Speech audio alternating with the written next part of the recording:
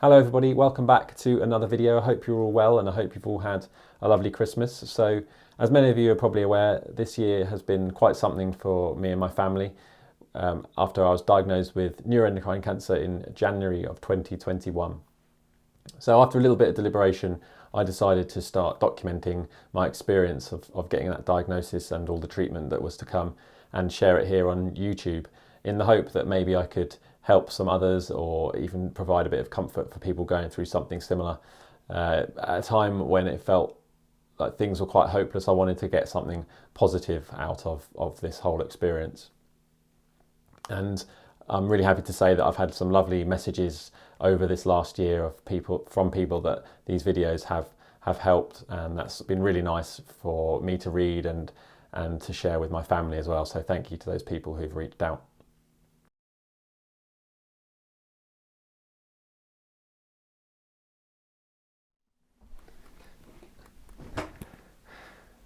So I've been a little bit unsure as to whether to make this video or not, but well, here I am, and I'll get into a few more reasons why I decided to make this video a bit later on. But yeah, unfortunately, the title of the video is correct. I do have cancer, which sounds really surreal still coming out of my mouth. That first video that I made about the diagnosis of my neuroendocrine cancer has now had over 100,000 views, which is absolutely crazy to me. It's blown every other video I've ever made out of the water. And I feel really proud that I've built up a lovely community here on YouTube. And without it being an original intention as well, making these videos has helped me in the fact that it's been almost quite therapeutic for me to sit down, talk to the camera and get my thoughts out and rationalise a lot of the thoughts that were sort of swirling around in my head. So that's been really helpful. So just to touch on the treatment that I've been getting throughout the year. So I've been getting an injection of a drug called lanreotide every 4 weeks, which is like an anti-tumour drug.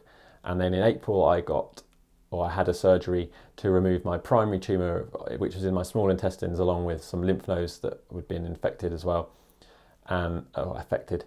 And then in August, so just over 4 months ago now, I had a liver resection where they removed approximately 70% of my original liver, because there was quite a few tumours in the liver at the time. And the hope was that after that surgery, I would be free of all tumours. So that first month after that liver resection surgery was pretty tough. The recovery was quite difficult. And the time that I spent in hospital, was it 9 days, something like that, was, yeah, the hardest thing I've been through. But I've definitely felt like I've been going from strength to strength over the last few months. And I'm happy to say that all my carcinoid syndrome symptoms that I was experiencing, such as facial flushing and flushing throughout my body, has stopped, which has been really nice. But there's always been a little bit of anxiety as to whether, those surgeries were fully successful and all those tumours were removed and there's nothing left inside, no cancer left inside me.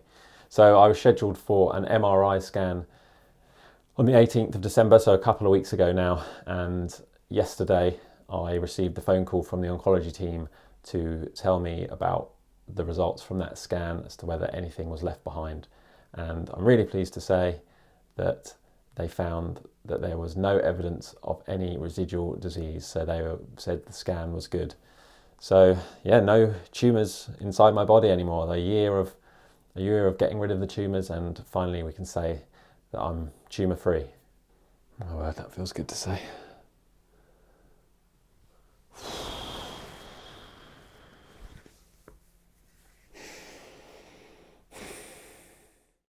So what does this mean going forward for me and any treatment? So I'm booked in for a scan in 6 months' time now, which is going to probably be the duration between my scans going forward, as they keep an eye on me now for a fair few years ahead, which is absolutely fine. The lanreotide, so the drug, the injection that I've been getting, I'm going to continue getting that every 4 weeks until August next year, and then we'll have another discussion about that. Apparently, talking with the oncology team, that there's not been many clinical trials or no clinical trials with regards to how long someone should stay on lanreotide after getting a scan showing no evidence of any residual disease.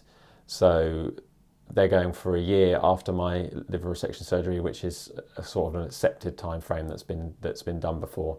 But yeah, there's no sort of definite amount of time that I should be on that drug, but we're going to go with a year. So I'm getting a blood test next month to look at all the vitamins and minerals to make sure that I'm absorbing those okay. And I'm also repeating my 24-hour 5-HIAA urine test, which is a test for serotonin levels. That was the test that originally kind of led to my diagnosis, because my serotonin levels were really, really high, because that's what my tumours were releasing, and that's what was causing my carcinoid syndrome. That test has actually been requested by myself because I still got a little bit of an issue with phlegm at the back of my throat, which I was suffering with quite a lot before my diagnosis. So I've linked it in my brain to my cancer. So I'd quite like to get a nice normal result from that urine test, and then maybe I can disconnect the phlegm symptom from my cancer symptoms and not worry about that any further. Now, of course, there is a chance that this cancer could return sometime in the future. I'm not naive to that fact. My cancer had spread to lymph nodes and into another organ, so it had spread quite a lot, and there's a chance that, you know, I have deposits of cancer cells still in my body that may show themselves in the future. But as I say, I'm going to be getting watched closely from now on, and if they do start growing again, then we tackle it when it happens, and they should be slow growing again. Like, you know, I've been lucky enough to have slow growing tumours from the start. So yeah, if it does happen, it happens. I just want to finish up with one final thank you to you, my viewers and my subscribers. Thank you so much for all your support over the last year and all your lovely comments once again. Honestly, I know I keep saying it, but it really does mean a lot. You know, the last year, my life has changed in a lot of ways, in ways that are very difficult to quantify and express. But I'm really proud of how both me and Jenny have handled a very difficult time, and we can definitely take some positives out of this year. I want to go forward and make the most out of my life in the best way possible, and I'm still kind of trying to figure out exactly how I'm going to do that. But I hope that you'll join me on that, join me for that experience. As you know, this little hobby of making videos is here to stay, so it'd be great to have you along with me. But for now, I'm just going to enjoy the feeling of walking a little bit taller now that the weight of cancer is off my shoulders. Anyway, thanks again, and I'll catch you in another video.